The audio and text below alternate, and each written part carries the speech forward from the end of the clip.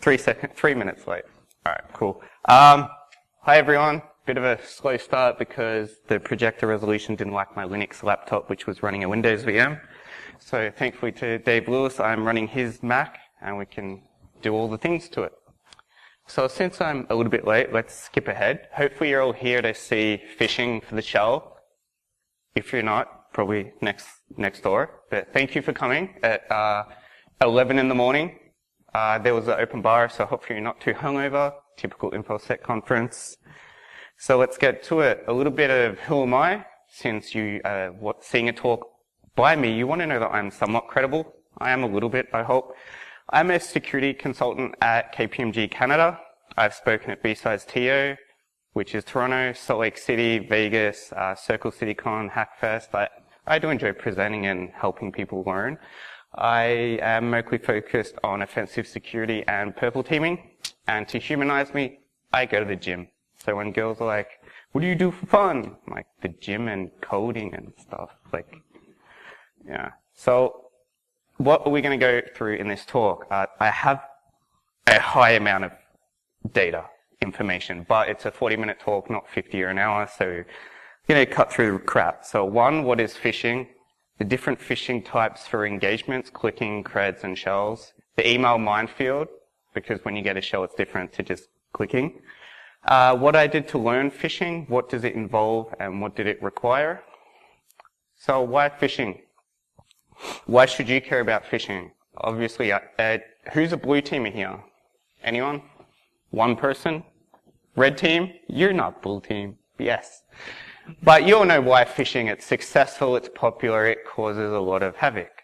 And I just put some stupid URL to say, hey, it's real. So the top 10 internet scams that I quickly Googled were phishing emails and phony web pages. The Nigerian 419 scam, which everyone knows. Lottery scams, advance fees for guaranteed loan or credit card, that lovely email you need to pay, you forgot to pay ones. Just a funny story on this, I've actually had a relative fall to that Windows scam where they call up and say, hey, you've got a virus, please go to this website. And she paid, unfortunately, which sucks. Anyone else know someone who's fallen to a scam like that? No, we're all smart, yep. So, phishing examples. You'll know the email, the Gmail one that came through as the Google Docs one. This isn't that. This is just an example of an email phish. And the URL's there if you want to look it up later. John La TWC on Twitter is the Microsoft guy for threat intelligence, and he posts all these phishing examples, obviously related to Microsoft Word. So we have Excel, and it pops up with the Windows security dialog, which is pretty cool. They also pretend to be antivirus, so McAfee Secure with the Windows security thing. Bit of a pain in the A. I'm not sure how many fall for them, but obviously they do, and they're quite popular. There's this pretty cool one I found randomly while Googling. It manipulates the URL to have the data text /HTML before it, and it can make it look like a full Google URL but has JavaScript in it. And if you want to look at that, it's pretty cool. So, 4 minutes, awesome. I can slow down now. The phishing engagement types, like if you're at a place that wants phishing done, or you want to do some phishing, there's 3 main types of engagements. There's counting clicks, gathering credentials, and then gaining command and control. You know, when you pop the shell and you're like, yes, Meterpreter session 1 opened, that's the one. So counting clicks is what you think it is. You send an email, and someone clicks the link, and you count the click. So if you sent, let's do some basic maths, 100 emails and 10 people clicked, that's a 10% click-through rate. That's great for 101 security awareness. Has anyone had that type of phishing engagement in their organization? Yep. Was it fun? Did you get in trouble for clicking the link? Yeah. I know one went through government in Canada recently, and it was just like a fax. And a friend of mine clicked it, and she was like, well, it could have been important. So there's a bit of psychological and pretexting, And then generally after you click it, it'll have a website saying, oh, you could have clicked a really bad link. Please learn security or something. So when you do counting clicks, you'll typically, like MySpace, have your page number that counts who clicks. And this is an example of stupid clicky things. But so there's those counting clicks. And how do you count clicks? You can have one of those numbers, which is just a little Apple widget that they call it on those free website builders. Or you can do it in the background and have PHP code just count who it is, write to a text file and increment by 1. Simple PHP code if you guys want to build your own later. Now this idea of gathering credentials is one step further than counting a link. So they'll fish the company, like for OWA 365 or something, or in this case, the example is from Australia, which is where I'm from, hence the funny accent. But the government created a government portal where you can do all your government stuff, similar to MySic, which is a Canadian one, which you guys aren't from, so that's probably irrelevant. Anyhow, they made a phishing one where they ask for your passport front and back. So I thought that was pretty clever, because they do a lot of clickjacking, I think, on bank websites, and they ask for your credit card number and the code on the back. So this one, which is pretty cool. So gathering credentials would be also your VPN connection, things like that. So you click an email, you pre-text a user to type in their credentials, which is really pretty cool. But, oh no, is it broke? No, it did broke. Okay.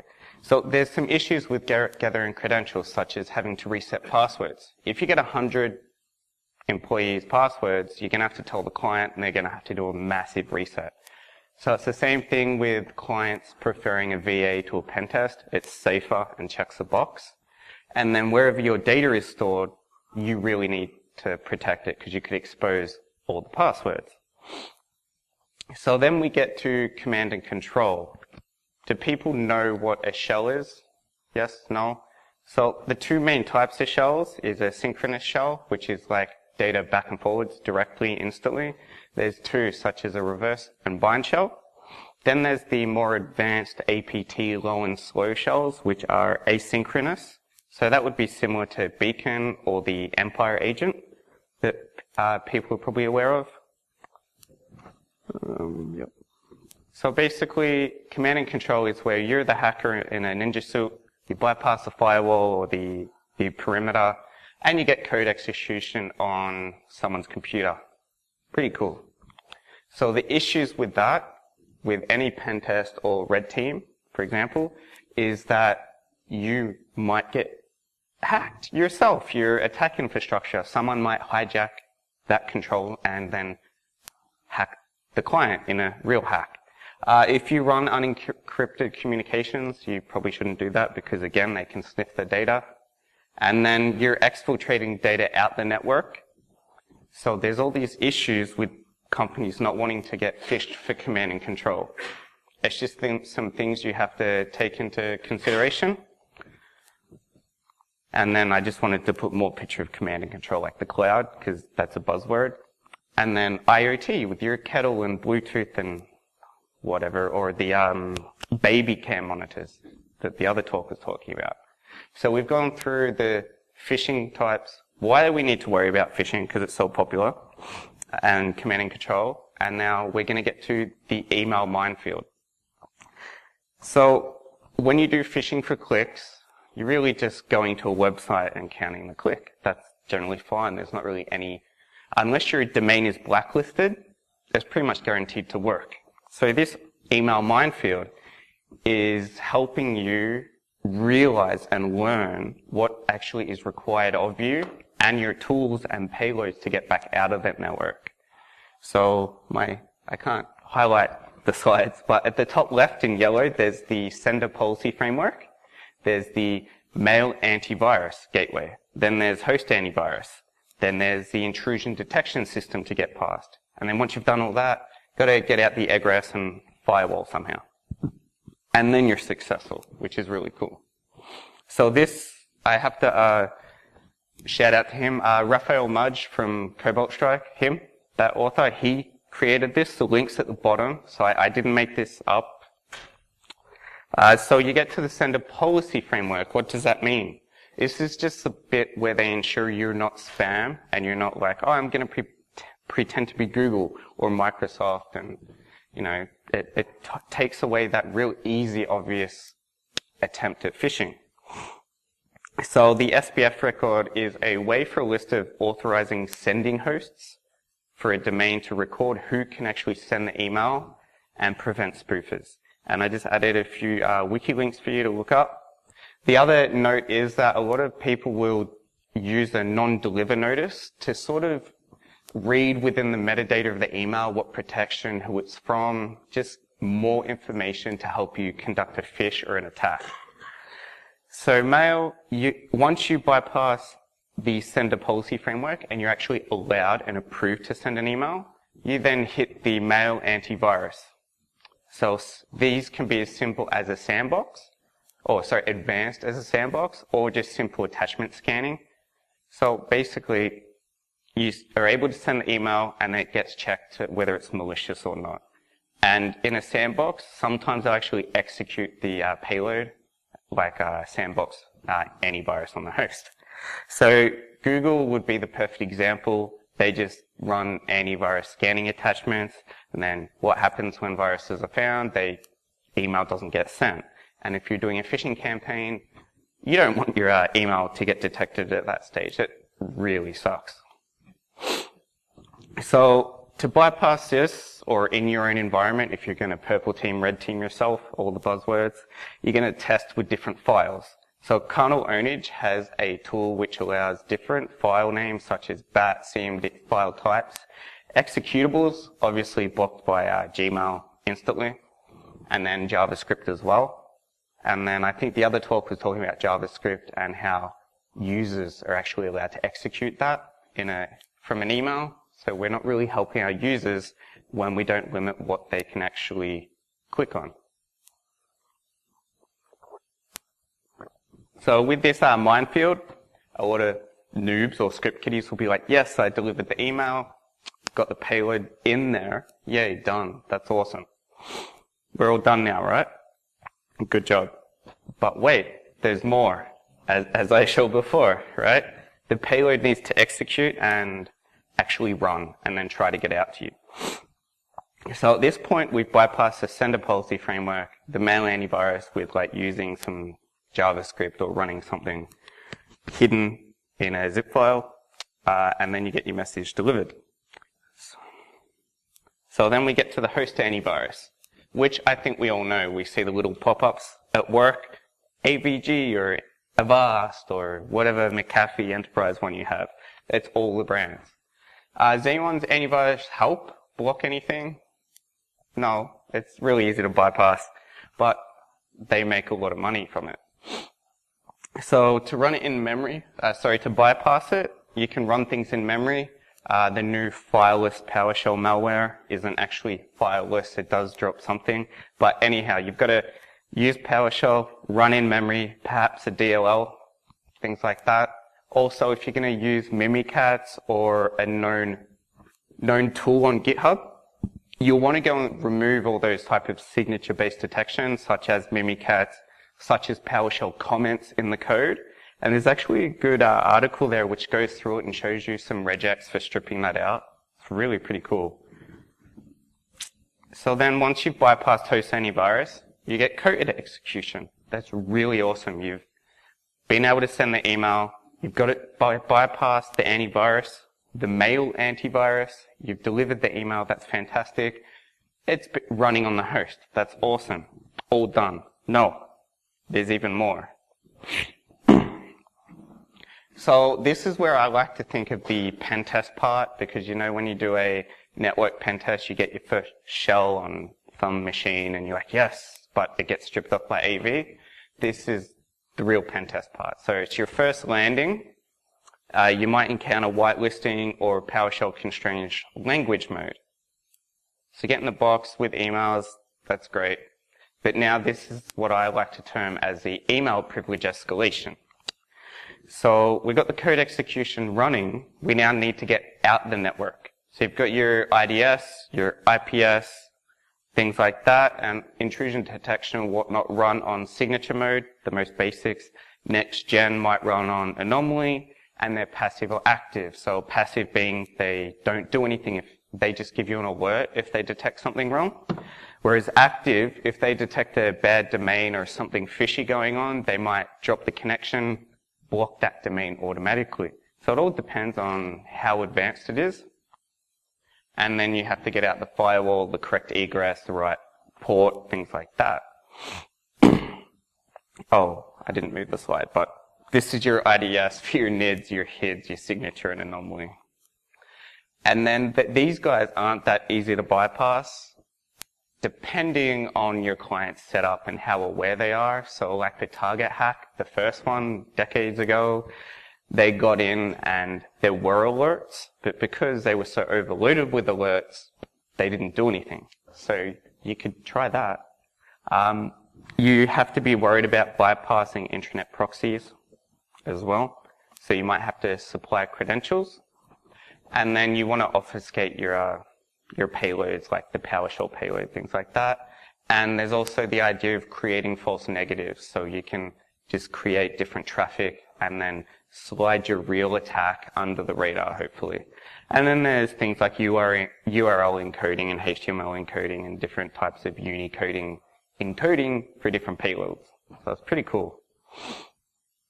And then once you pass the IDS, you have your firewall to bypass, which I'm not sure if you guys have all seen the memes, like the one with the door and it's like, do not enter, and you just walk straight past it. Things like that. Has anyone attempted to bypass a firewall before? No? Okay. It's, I don't think it's really much of a problem for phishing or pen testing, but it is something to be aware of in this email minefield. So the firewalls will be generally a bastion host. All traffic sort of goes through that one to get checked. Might be in your DMZ. It might have deep packet inspection, might reassemble packets as its next gen firewall 2050 or something. So you've not been detected by IDS. Now you've got your firewall, which is good. You pass the big bad boss known as a firewall. How do you do that? Well, with a firewall, you can attempt to fragment traffic, break it up. So for example, in an Nmap scan, you can do fragmentation to bypass WAFs or website application firewalls, things like that. You can then tunnel traffic through the ICMP protocol or the HTTP protocol. I believe Beacon has a DNS one, which is pretty sick. The PowerShell Empire agents as well are pretty good. You can encrypt your traffic, so if the firewall doesn't have deep packet inspection, which it should, it'll get past that way. You can also conduct firewalking as well. And then I actually watched a Cyberry video to see if it was any decent. It was decent to the point where it showed you the different items, but it didn't go technical enough to show you exactly what firewalking is. So you might have to do some more Googling on that. And then once we've had out the firewall, at the very end of the client's environment, we have our lovely shell, which is fantastic. Which means, as your ninja attacker, you've got through all those squares. You send a policy framework, you're allowed to send the email, your email's actually been delivered because it's been, they've decided it's not malicious. You've then bypassed the host antivirus, which means you can then execute code. And then you bypass the IDS and firewall, which means, oh, it's just normal traffic out the hole and to the cloud you go. So phishing mechanics. I wanted to learn phishing, and we need to understand what phishing is and the different types of engagement, and we then need to bypass the email minefield. So what does that involve with phishing? In a nutshell, what do we need to do? We have to create a domain, we have to send an email and deliver an email, because phishing is all about the emails. We need to then social engineer someone to click a link, click a download, or if you're gathering credentials, type something in, things like that. Or with your macros, click like 10 different things to allow the macros to run. So from that, we need to social engineer them to interact, download the payload and execute it, which might be a double click or something. So then, in a nutshell, we need to send the email, deliver it, socially engineer interaction, and receive a shell. Nice and simple. But it's not, because I just showed you the email minefield.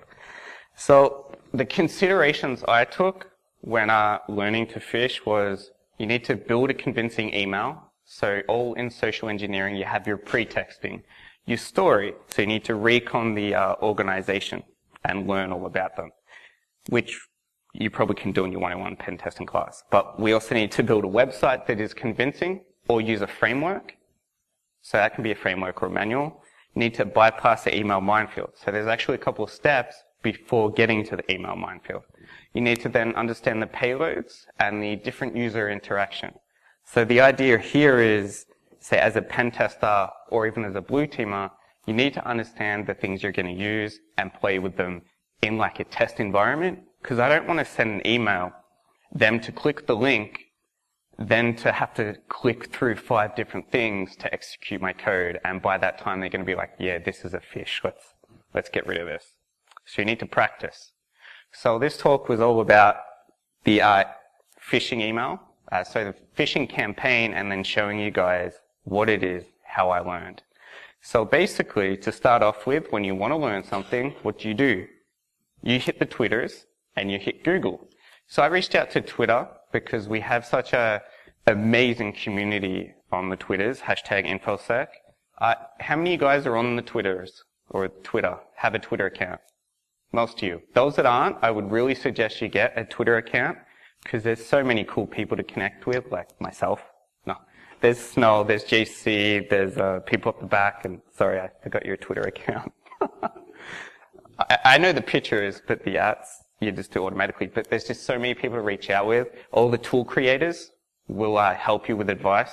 I had one, Gabriel Ryan. I was doing a Wi-Fi engagement, and one of the Python EAP hammer broke, and he fixed it that morning for me, which was, I thought, pretty cool. So I got in the Googled all the things, and I wanted to show 3 frameworks for you guys. Social Engineering Toolkit. Has anyone ever heard of that? Of course you have. It's Dave's one. That was a failed joke, but anyhow, there's FierceFish, GoFish, and I did play around with Cobalt Strike. There is some notes in there, which I did on the plane a couple of nights ago, so we might do that. So when I got these 3 tools, I downloaded them. What do next? You install them, you play around with them, and you decide on a preferred tool. But before we get to that, I wanted to show you a domain tool that a friend of mine showed me last night. When you're looking for domain names to make, you want one that's similar to the company or close to the pretext or a survey website. And this Catfish tool is really cool because it will show you what domains are available, what aren't, and different types. So it might be LinkedIn 123, LinkedIn with a 1, Unicode and that sort of bypass stuff, which is actually pretty cool. So that was suggested by MKR_Ultra. So see, Twitter really works. Get on it. She's now PowerPoint famous. So, do you want to take the photo again? Okay. The different frameworks. So FierceFish, GoFish. Oh, I had 2 slides of that. So the framework criteria, after playing with it, framework 1 has to send an email because it's a phishing framework. Track an email when it gets opened with an image is really helpful. You want to be able to clone a website and then save credentials. So that can either do it automatically, or you can edit the web page yourself and add the payload or whatnot. And then you want graphs and result recording. So you want to know how many emails you sent, and you want really cool graphs because sea levels and whatnot, like all that stupid hocus pocus kind of stuff. Because in here it's an echo chamber, so I guess all you guys are really technical, but the execs really love like, oh, this little peak here meant this, and that color there in the pie graph meant that. I work at a Big Four, so I have to deal with it a lot. So installation. Installing GoFish is downloading a binary in Linux, chmodding it, and running it. Literally. I didn't believe it when I read it. Pre-built binaries works like that. It's so easy. and the default credentials are admin and GoFish. You can change them, but for testing, you wouldn't bother. I'm out of water, damn it. So you chmod plus x, the GoFish binary, run it and installs, and it works. It's like the easiest thing other than downloading Kali and running the social engineering toolkit. So when it's installed, it looks like this. Has a really nice dashboard, campaigns, users and groups, email templates. It's built in Go. It's really nice. Settings, setting profiles, landing pages. So FierceFish was originally FireFish. It's by a guy that worked at Mandiant, but he changed it to FierceFish because it was his own tool, so it was more easily separate from FireEye or something. FierceFish is awesome, but it doesn't run in Kali rolling by default. And I don't know about you, but I love to use Kali Linux. All the tools are there, why not? Does anyone use Kali Linux here? Oh wow, awesome. I'd hope so. But it just doesn't work in Kali, and it's like, why not? It would make so much sense to do that. But it runs by default in Ubuntu 16, and it's not as easy to install. There's a bit of a configuration file, which is good and bad, because it forces you to set up your website domain and then ensure all the settings are correct, and then do configured equals true. Then it will download and install. Oh, I'm sort of playing one slide behind. Sorry guys. Yeah, configured equals true. So then you run that, and it says, found that you were running on Ubuntu, and if it won't even try to install on Kali. And then it does a quick install, it runs it, blah, blah, blah, blah, blah, and then it will automatically do your external IP address. So in my case, 216.172 at the time. So I went to go to that and it didn't load, because I'm in a testing environment. So my website domain was localhost, but it still used the external IP address. So just as a word of warning, when you do install it, do the local address, and it works fine. And then you can log in and everything. So then the social engineering toolkit, who's played with it? For fun even. Most of you guys. Awesome. So obviously it's installed in Kali by default. Dave does give you you need to use this for good purposes, not bad. Don't be an evil prick. Click yes, and it works. No installing. It's pretty easy. Works really well. So it's got a lot of options in the social engineering toolkit. For this talk, we're focusing on the social engineering attacks, obviously, which has spear phishing and different website attack vectors, which in that allow you to clone a website and do the spear phishing, which is pretty cool. So for each framework, the requirement was to send an email, track an email, clone the website, and results, which we went through before. So how many of you think the phishing frameworks can send an email? All of them. You'd hope so. So all of them send an email. For GoFish, it looks like this, just a new template. You can import an email. So with Google, you would save it, things like that. It's pretty awesome. You can create your own email as well. So FierceFish is as simple as well. Again, single email. You can create it yourself. Cobalt Strike, on the other hand, does not allow you to generate your own email and write the content. It forces you, because you're most likely phishing for a client engagement, to save the email and then import it. So your targets list is not handwritten one by one. It's actually a text file, and it can be comma delimited, things like that. You have your mail server, bounce email, things like that. But I was doing this on the flight, so I couldn't set that up and show you, but I wanted to show you the trial version of Cobalt Strike anyhow. So for tracking and opening email, FierceFish does not have that. GoFish and the social engineering toolkit do. I think so. Cobalt Strike, I didn't have time to confirm, again, because I was on the plane, it wasn't set up. But in GoFish, it looks as simple as this. Add a tracking image, tick, done. It's really cool. So that what happens is when they open the email, your framework says, hey, email was opened. And you sort of get a live picture of what's actually happening on the other end. FierceFish actually has some really cool things it records, the individual ID of the email and whatnot, and the campaign and plan to send out, things like that. But it doesn't actually let you track the opening of it. So you guys will figure out which one you prefer. So cloning a website and saving credentials, FierceFish, it's meant to be a fully fledged phishing toolkit, but it doesn't allow you to do this, unfortunately. This is why I prefer GoFish, because you can create your own page with HTML code, or you can copy it, import site, clone it, things like that. Social engineering toolkit, you can use a web template, you can clone the site, things like that. Social engineering toolkit is awesome. So again, with Cobalt Strike, I was on the flight, didn't have the real internet, so you can clone a URL site, and I was just doing it to the local host, but I can't show you because it wouldn't download the host, but it's pretty easy to do. Again, Cobalt Strike is a paid tool, so for testing purposes, you might want to just stick with GoFish. And then graphs and result recording, they all do it. And Cobalt Strike probably has really amazing reporting for it. So they're all good tools, and the links are in there to give it a go. So we've got the frameworks. We understand the email minefield. So practice. How do we practice? Well, I was able to find a virtual machine from Raphael Mudge. If you're just at home and want to do this, it's awesome. It's called Morning Catch. So it's just a virtual machine. You don't have to set up DNS. You don't have to set up a domain or anything. You can just go and play. So Morning Catch has a login page, which you can practice cloning the web page, seeing what it looks like to you for when a user will actually click the link, hopefully.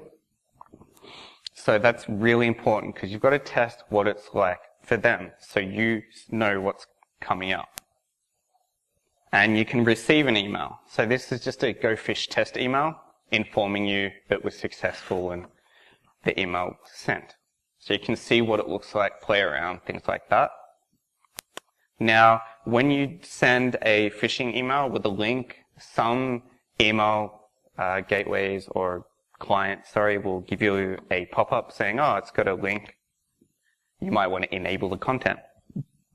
So even though this isn't real world, obviously, it gives you an idea of the things you might come up against when you're practicing or when you're doing the live testing. Now, I really like Morning Catch as well because it has different client-side vulnerabilities. Adobe, Flash, some Linux ones. But what Raphael did was put Wine, and there's actually some really old Windows exploits. So you can do client-side attacks as well.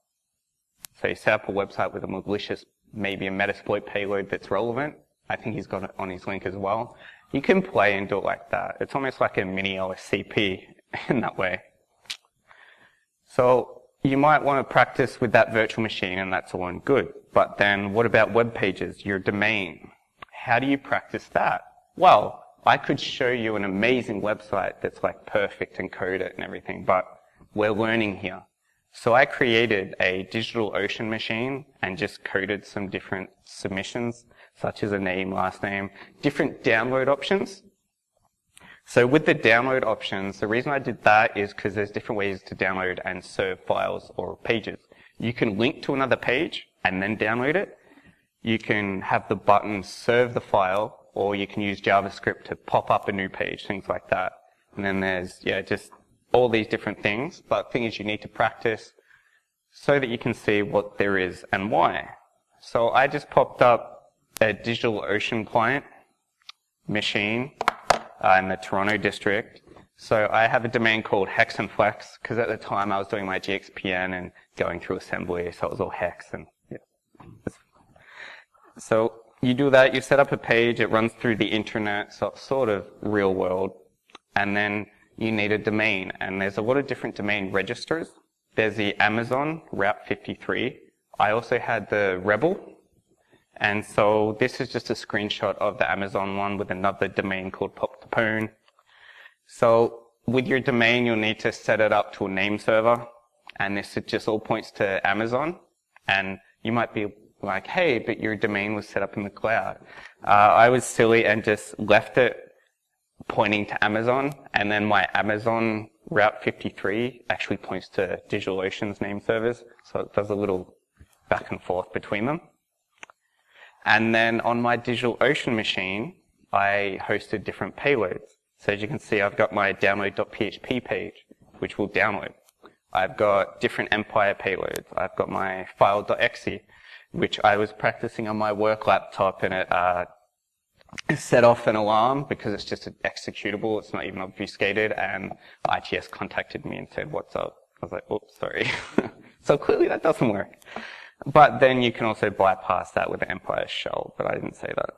So with your website and domains, just practice, code it up, because you want to know what's going on in the background, how it's served up. Now, we come to different payloads.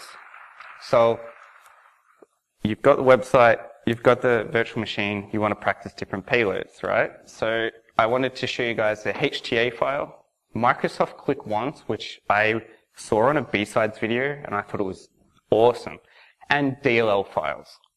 So the HTA application is a HTML application. It can run different types of code inside it.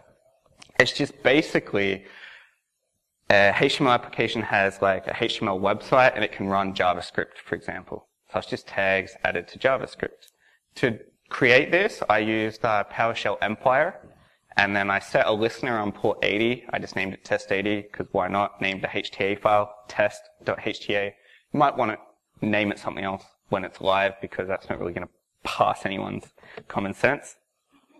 So we wrote it out to just a HTML directory. And then I want to show you guys, if you actually cat the HTA file, it's literally just HTML code with script launching a PowerShell code, PowerShell payload, which is pretty cool. And then it has the PowerShell not bypass, like no execution bypass. And then at the end, at the bottom, it has the wscript.shell run.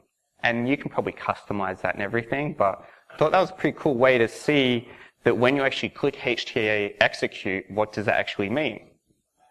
So then when I was testing, I just made a download page with an update, and then it downloads.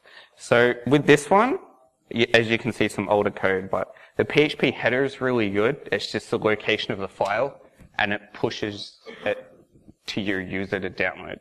So with the HTA file, the interaction is on a Windows 10 box with Internet Explorer to open or save it. So hopefully the user will click open, but there is a second user interaction where they then say, "Oh, this program wants to run something again," and you're like, "What? Why?" You have to allow it a second time. So that makes you more aware of what the user actually has to do with this certain payload. And then it actually pops up a PowerShell screen. So if you go back here, I've highlighted in red the -W hidden, which means hide the window. But for some reason on my Windows 10 machine, I don't know if maybe it was just my cracked Windows 10, but it pops up the Windows PowerShell. It doesn't actually run code, it just pops up, and that would alert someone, especially if you're at work and you see that pop up, what the hell. So with this payload, there's actually 3 different interactions. So you might want to try something else. But once you go through all that, you receive your shell, and with PowerShell Empire, it says nice and green, you've received an agent. It's pretty cool. Oh crap, getting tight on time. So I wanted to also show you the DLL. Empire also has a DLL functionality, and it's just a reflective DLL. And then you add it to a file, test.dll again, you set the listener, you execute it, you write to a file. Then this one, I use the header as well. And then what the user actually sees is the, would you like to save the DLL file? You click OK. But because it's a DLL file, it doesn't just execute in a normal way. So with DLL files, they have an entry point or an instruction point. And generally, you'll have to use run DLL32.exe to execute it. And with the Empire one, I couldn't actually get it to work because I didn't know the entry point name. I looked at the documentation. I couldn't find it. But the importance here is that a DLL requires more interaction to actually be executed than a simple HTA file.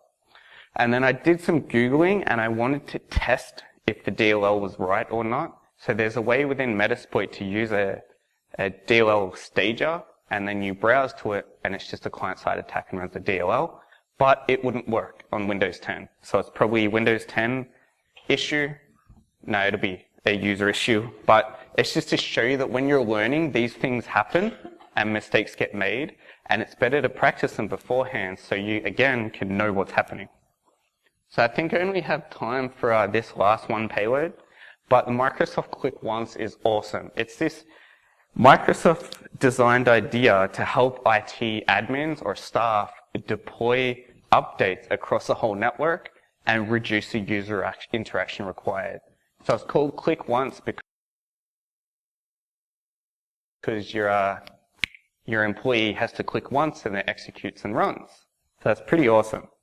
So yeah, self-updating Windows-based applications that can be installed and run with minimal user interaction, which is awesome. But us being the red team or pen testers, we're like, yes, perfect advantage to exploit it or use it.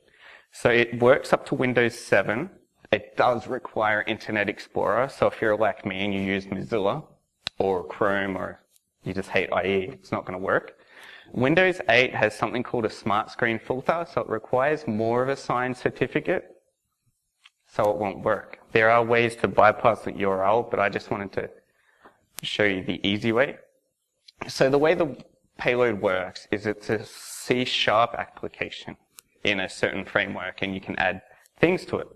So in this one, it's just calc.exe, but when you build it with Visual Studio, it comes out with 5 different files, and then you need to actually save it within the /COA directory from Microsoft to understand that it's actually a click once application.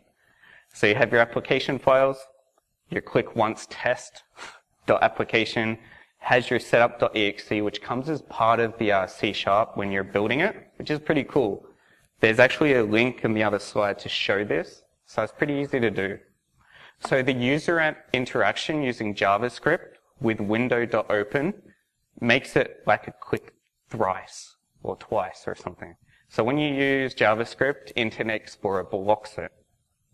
Unknown domain or IP address, okay, allow once, that's fine. You get a second pop-up. Do you want to open this? Yeah, okay, it's for my work. Why do I have to do this again? And then there's a third freaking pop-up saying, do you want to run this? So it's not a click once when you use JavaScript, which was really frustrating. There's too many things to click, users become suspicious, especially if it's a update, it's going to be easy, just click once, run type of payload, but that's not what happens. So I used PHP, and click once worked much better. So I just delivered it to a download.php page. So when you go to the website, it'll be like, oh, you've signed in, please click here to download the payload. And then within PHP, I used the header. So you do the location as a COA directory, then the click once test.application, which is pretty cool. And then this time, your user interaction is just simply run the payload. It's like, oh, that's from work, there's no alerts, so it should work.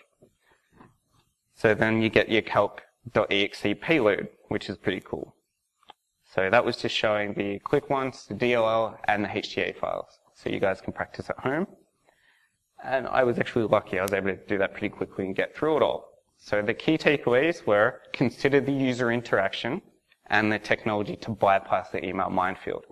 Do the hard work so that when you actually do fish for a shell, you're going to be more successful. And things aren't going to work the way you think they are. Try and test and think outside the square. That's about all I had. Thank you very much. Any questions and comments?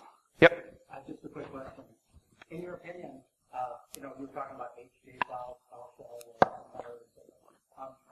what would be a payload that you could use, you would take and use, yeah.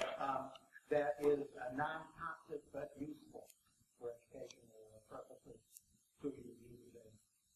Oh, like in a security awareness program? And then it pops up something? Is that what you mean? Or just so with the security awareness, yeah, when you click the link and it's a website that says, hey, you clicked the link, it could have been malicious. You can use a payload that probably just does a pop-up, like a JavaScript pop-up, or in C code alert, and then it says, hey, this is a malicious binary, this was a phishing email. It would just be a benign payload, basically. So instead of getting a reverse shell, it would alert the user of what's actually happened. That's all right. Or you could use Empire Agent's troll exploit, which makes like everything turn upside down and stuff. Would be fun.